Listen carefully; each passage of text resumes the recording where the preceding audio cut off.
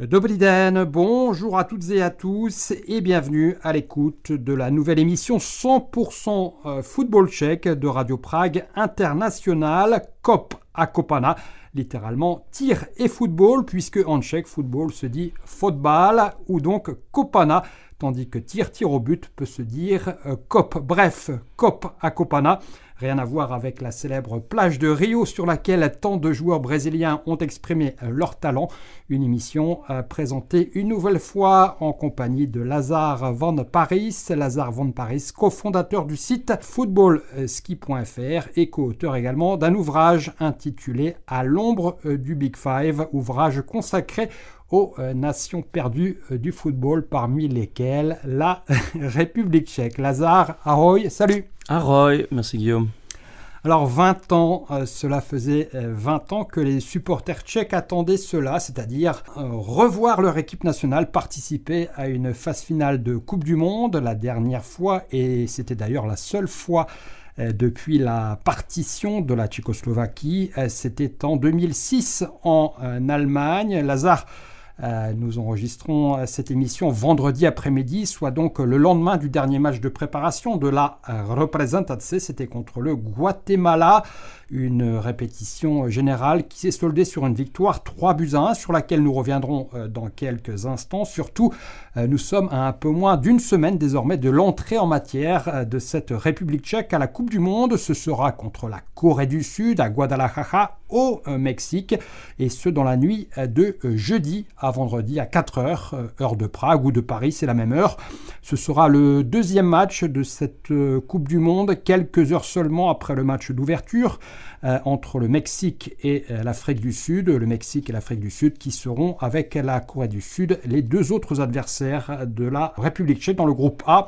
Alors, Lazare, à quelques jours de cette entrée en matière, quelle est selon toi l'ambiance qui règne à Prague ? Personnellement, je ne ressens pas encore une grande attente, même si on peut supposer que l'intérêt va grandir quand même à l'approche de ce premier match. En tout cas, il faut l'espérer parce que, comme tu dis, effectivement, aujourd'hui, on est loin de voir des écrans géants partout, on est loin de voir la ferveur et l'attente qu'on peut voir comme en France, par exemple. J'imagine que les championnats du monde de hockey ont laissé des traces et que l'attente entre les deux Coupes du Monde et Championnats du Monde fait que chacun se repose. Et il faudrait quand même que la ferveur commence à décoller à un moment. Alors, la République tchèque est aux États-Unis depuis lundi. La sélection tchèque a quitté Prague dès quelques heures après le coup de sifflet final du premier match de préparation contre le Kosovo à Prague.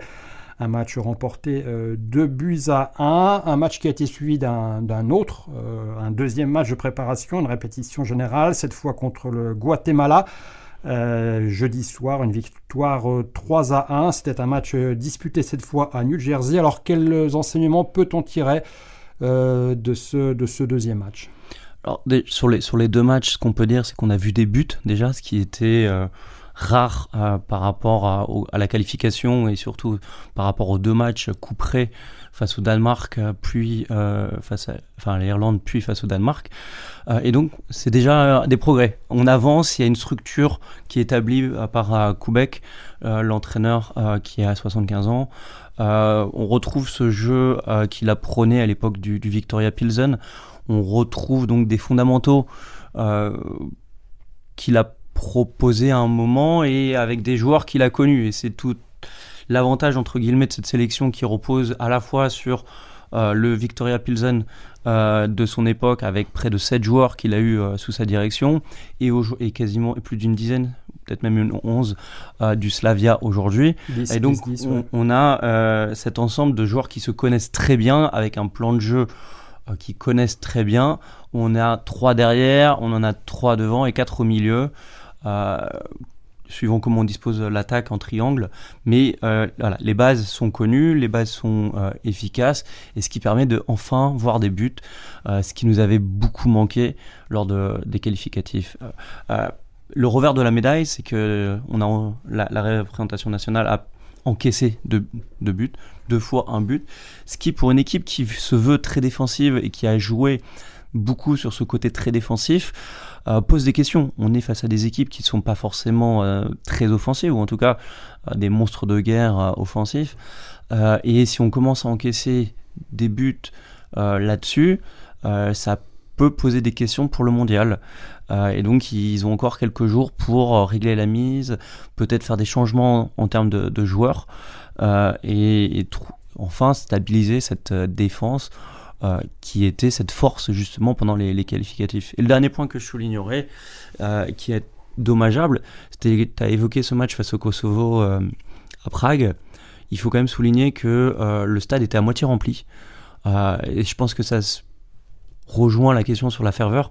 C'est très dommage quand même de voir un stade, le stade du Sparta, à moitié rempli lors d'un match qualificatif juste avant la Coupe du Monde, alors que tu n'es pas allé à la Coupe du Monde depuis 20 ans. Et ça souligne les problèmes d'organisation de cette fédération, les problèmes de gestion de cette fédération, qu'on peut même évoquer. Il y a eu une petite polémique ici en République tchèque avec l'arrivée des joueurs et le manque d'informations, le manque de données d'une façon générale, de contenu partagé. On est à l'opposé de la 3F en France, qui a vraiment abondamment partagé sur les réseaux sociaux la préparation. On les voit courir, on voit les joueurs se préparer dans les chambres chaudes. Et ici, c'est à l'opposé, on a 3 photos prises avec un iPhone 11 un peu à l'arrache. Ouais, enfin ça c'est vrai qu'avec un peu plus de 11 000 spectateurs pour ce premier match de préparation à Prague contre le Kosovo, et avant donc le grand départ pour les États-Unis. En même temps, c'était un dimanche après-midi. On sait que les Pragois sont souvent dans leur maison de campagne ou en dehors de Prague. C'est peut-être aussi une explication. On l'a dit, la République tchèque fait son grand retour en Coupe du Monde, 20 ans après. Cette année, on a un nouveau format de compétition avec pour la première fois 48 équipes. La République tchèque a obtenu sa qualification dans la douleur et tout au bout du suspense, puisque, rappelons-le, que ce soit en demi-finale de barrage contre l'Irlande ou après en finale contre le Danemark, la République tchèque est à chaque fois passée au tir au but. La République tchèque a surtout eu le gros avantage de recevoir 2 fois à Prague. Néanmoins, ce qui est intéressant avec la République tchèque, c'est qu'elle n'a, encore une fois, depuis la partition de la Tchécoslovaquie, donc c'était en 1993, la République tchèque n'a manqué aucune phase finale de championnat d'Europe. En revanche, ce n'est que la 2e fois qu'elle va participer à une phase finale de mondial. Donc encore une fois, parmi les sélections qui profitent de ce nouveau système, il y a quand même la République tchèque. Clairement, on peut le décrire autant qu'on veut quand on est français, que c'est moins prestigieux, que ça ramène des petites équipes. Mais justement, il faut voir la joie de ces petites équipes de se qualifier et ce que ça représente. Et est-ce que ça pose un souci à un Tchèque qui est 48 équipes cette année et que ça lui facilite la qualification? Personne n'en a rien à faire, il faut le dire. On revient à ce match contre le Guatemala, donc à New Jersey, jeudi soir, à une semaine de l'entrée en matière de la République tchèque en Coupe du Monde. Jetons un œil, Lazare, sur l'équipe de départ. Donc il y avait Matěj Kovář dans le but. Kovář, gardien du PSV Eindhoven, qui a été l'un des héros justement de ces barrages de qualification en mars dernier. Une défense à 3 assez classique avec Robin Hranac, qui lui évolue en Bundesliga. Ladislav Krejci en première ligue et qui est le capitaine depuis quelques mois, et enfin Stjepan Chalopek. Alors Chalopek, c'est un jeune et prometteur stopper du Slavia Prague qui a, on va dire, explosé cette saison. Ensuite, 2 latéraux qui ont été Vladimir Tsofal à droite et David Jurasek à gauche. Un milieu de terrain composé de 2 joueurs au profil défensif, Tomáš Souček bien évidemment, et Michal Sadilek, et enfin un trio d'attaque composé de Lukáš Provod du Slavia, lui aussi, de Pavel Schulz, qu'on connaît bien forcément en France, en soutien tous les deux de Patrick Schick. Donc un 11 de départ attendu pour cette répétition générale, sans véritable surprise, et qui sera probablement le 11 que l'on verra également au coup d'envoi du match contre la Corée du Sud. Probablement, je pense qu'il y a 2 incertitudes à cette question. Une sur la défense, peut-être la place de Ranac, qui peut être remplacé par Holeš. Et au milieu de terrain, peut-être Sadilek, remplacé par Darida. Je pense que c'est les 2 interrogations dans la tête du sélectionneur aujourd'hui. Le trio offensif semble sûr et certain parce que c'est des profils différents et complémentaires. Où on va avoir Schick en attaquant pivot, on va avoir Schulz dans ce rôle très libre de faire un peu ce qu'il veut, comme on a pu le voir avec le Viktoria Plzen justement, et le troisième Provod qui va jouer ce rôle de lien et d'ailier intérieur qui va venir recentrer. Donc 3 joueurs très complémentaires, 3 joueurs très intéressants devant où la messe semble dite. Et donc les questions plus défensives, où là on pourra se poser quelques questions. Alors pour ce qui est de l'attaque, les possibilités sont effectivement assez limitées. Alors on l'a dit, Patrick Schick, on connaît bien, c'est l'attaquant du Bayer Leverkusen, un des meilleurs buteurs en Bundesliga depuis plusieurs saisons, quand il n'est pas blessé.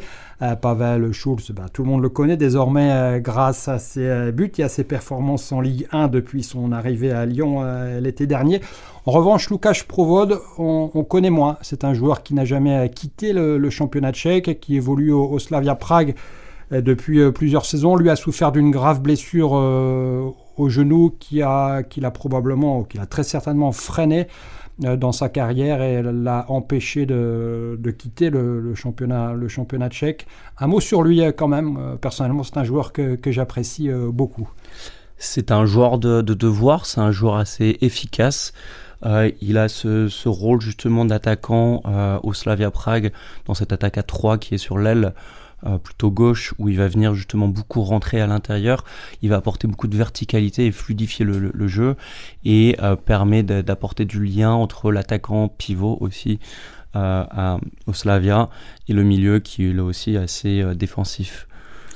Alors parmi les 26 joueurs de la sélection tchèque retenus pour cette Coupe du Monde, 17, c'est beaucoup, évoluent dans le championnat local, à la Chance Liga, dont 10 au Slavia Prague. Le Slavia qui, c'est intéressant, avec le Real Madrid, tenez-vous bien, le Milan AC ou encore le PSV Eindhoven, est le 14e club à envoyer le plus de joueurs à cette Coupe du Monde.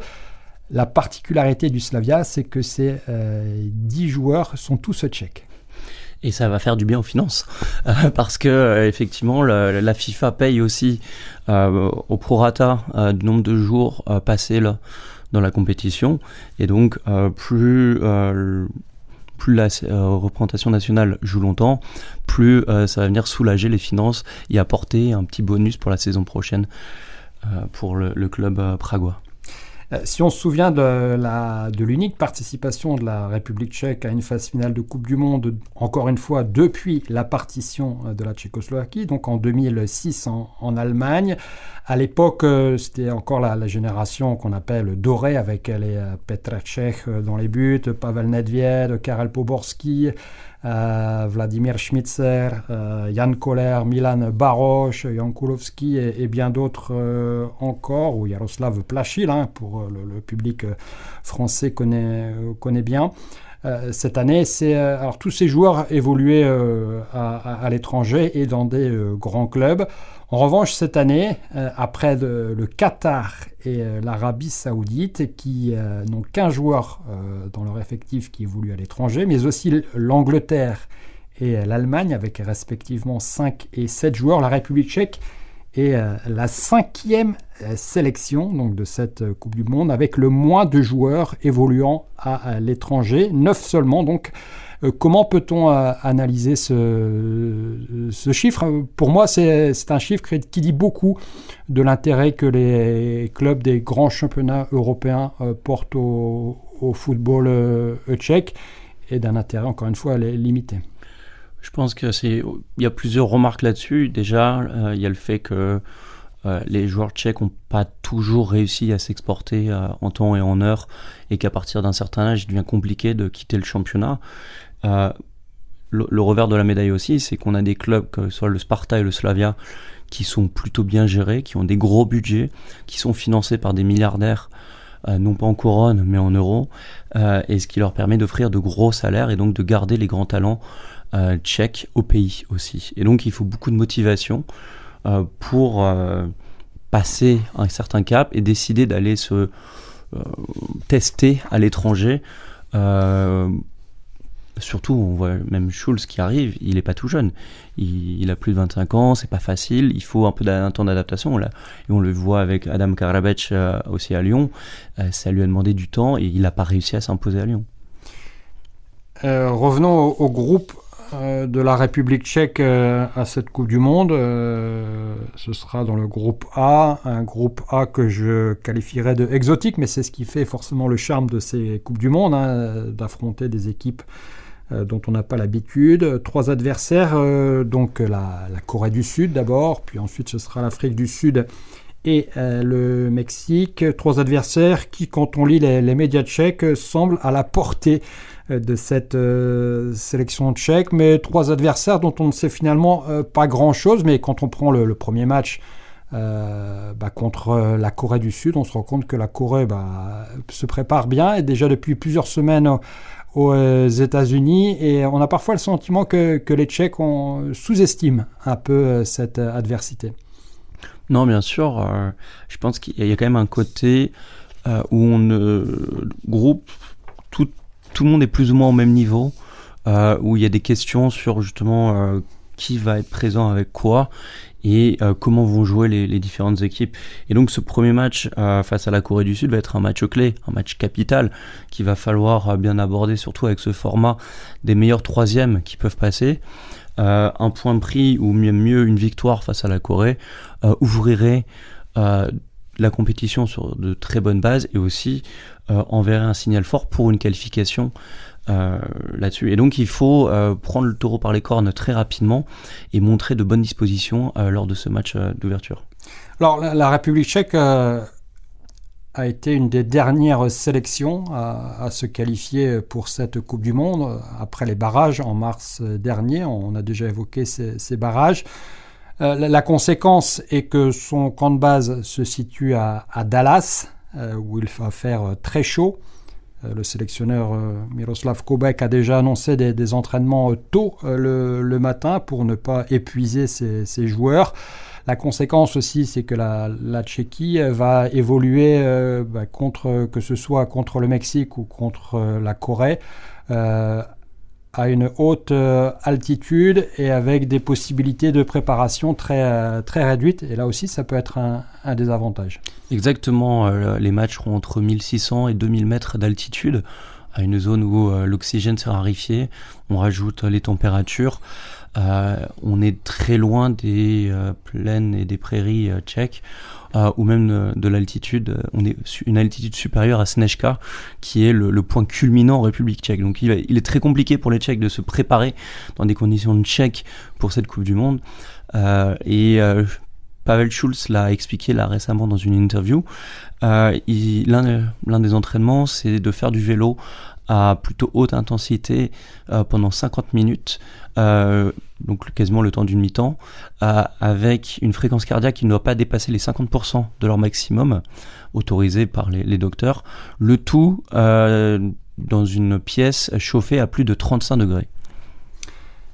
On va maintenant évoquer les points forts, les points faibles. Tu l'as déjà un peu fait de cette sélection tchèque, mais avant cela, je te propose d'écouter un court extrait que l'ancien sélectionneur Ivan Hašek, qui n'était d'ailleurs pas encore sélectionneur à l'époque, nous avait accordé donc à Radio Prague International. C'était il y a 5 ans, en juin 2021, quelques jours avant le début de la phase finale du championnat d'Europe. Alors à l'époque, Ivan Hašek envisageait déjà la République tchèque dans un rôle d'outsider, une équipe capable de sortir de son groupe, comme on l'envisage pour ce mondial 2026, et ensuite de réaliser un coup sur les matchs à élimination directe. Et effectivement, Ivan Hašek avait eu raison, puisque quelques semaines plus tard, la République tchèque était parvenue jusqu'en quart de finale de cet Euro, prévu initialement en 2020, mais disputé en 2021 en raison de la crise du Covid. Donc la République tchèque avait été éliminée par le Danemark après avoir sorti brillamment les Pays-Bas quand même en huitième de finale. Et donc on va écouter Ivan Hašek. C'est en ces termes qu'il avait évoqué les points forts de cette sélection tchèque. Le point plus fort de l'équipe nationale, c'est le jeu collectif. Parce que nous, on est capable de jouer un pour l'autre.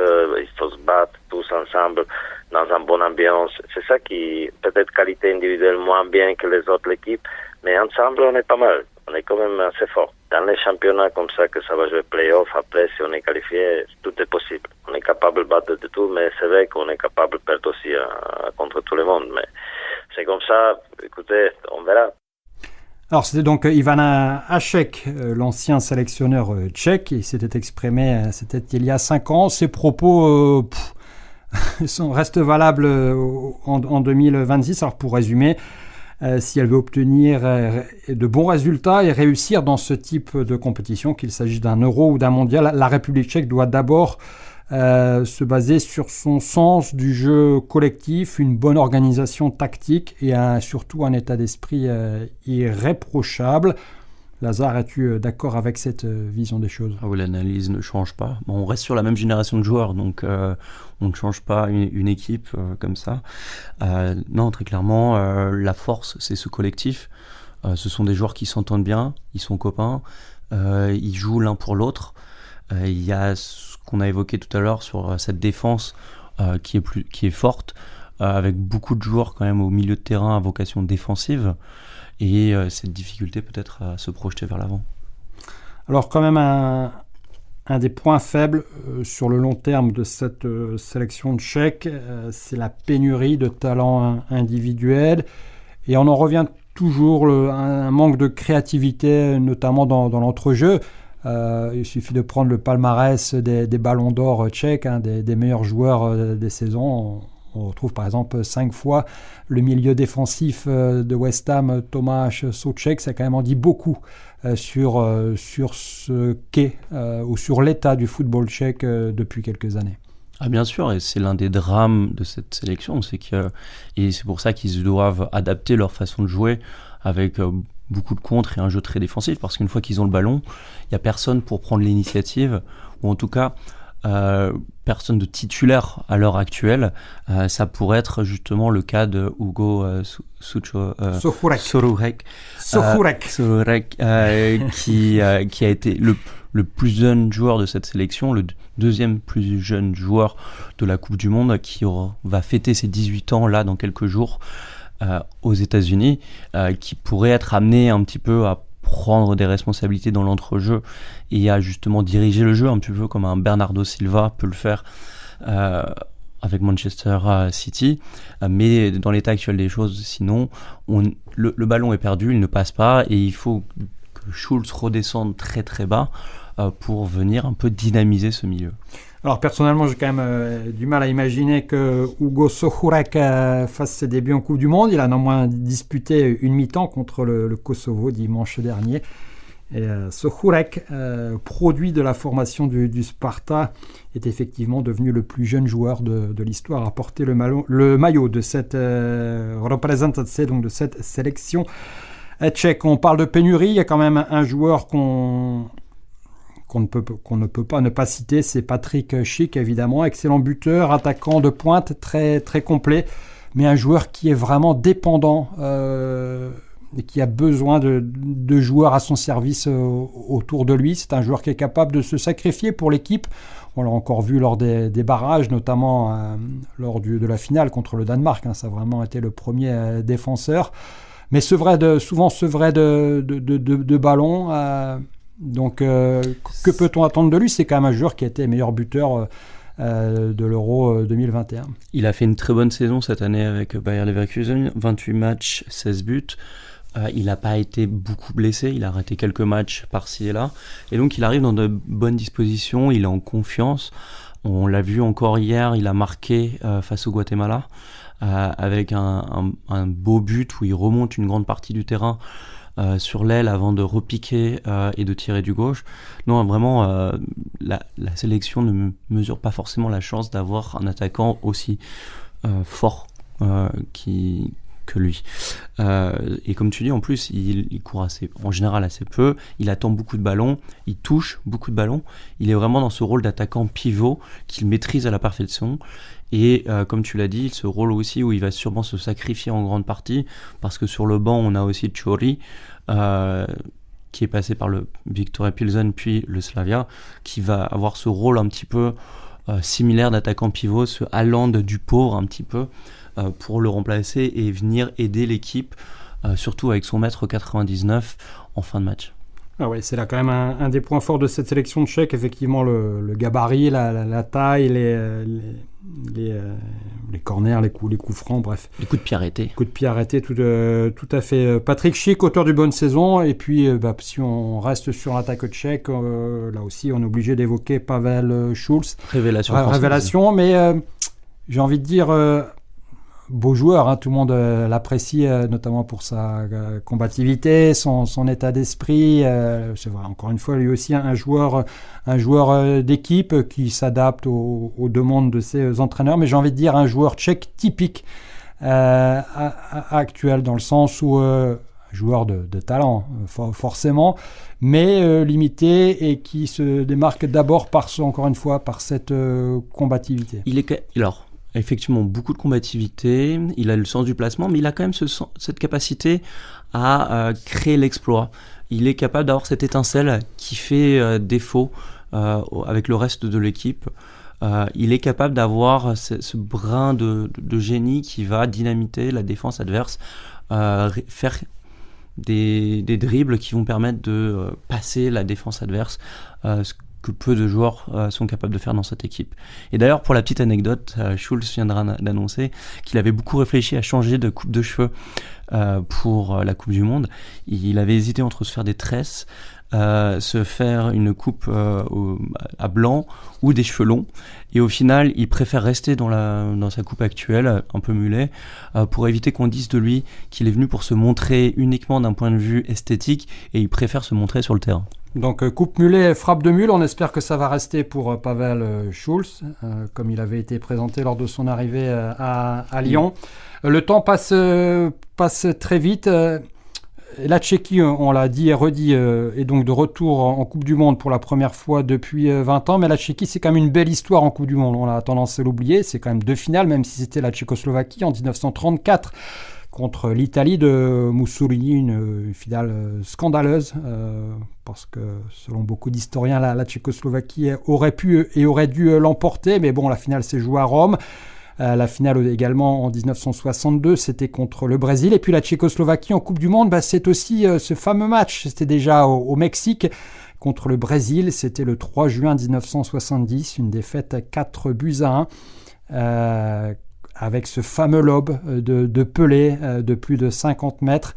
Et ce ballon qui était passé à quelques centimètres du poteau d'Ivo Victor. Ivo Victor, c'était le gardien de la Tchécoslovaquie à l'époque. Alors, Lazare, avant de finir, qu'est-ce qui, selon toi, serait un mondial 2026 réussi pour la Tchéquie, avec un sélectionneur, Miroslav Kobek, on n'en a pas trop parlé, qui a 74 ans. C'est là aussi un chiffre intéressant, sera le 2e sélectionneur le plus âgé de cette Coupe du Monde, derrière le néerlandais Dick Advocaat. Alors, ton pronostic et qu'attendre de cette Coupe du Monde pour la Tchéquie? Alors, je pense qu'une sortie des groupes serait déjà une bonne victoire et serait un signe encourageant pour cette équipe. Et une fois qu'on est dans des matchs à élimination directe, tout est possible. On l'a vu lors justement de ces demi-finales et finales de qualification, où le catenaccio tchèque se met en place et on n'a plus qu'à espérer un coup de tête de Krejci pour débloquer la situation. Donc voilà, donc on verra, on se retrouve après le premier tour, Lazare, pour faire un premier bilan. Espérons que ce sera qu'un premier, pas le dernier, et que la Tchéquie ou la République tchèque, on peut dire les deux, on le précise, poursuivra sa route dans cette Coupe du Monde 2026. Voilà, c'est la fin déjà de cette émission. Kop a Kopana, 100% football tchèque. Merci à toi, Lazare, et merci à nos auditeurs de votre attention et vive le foot tchèque.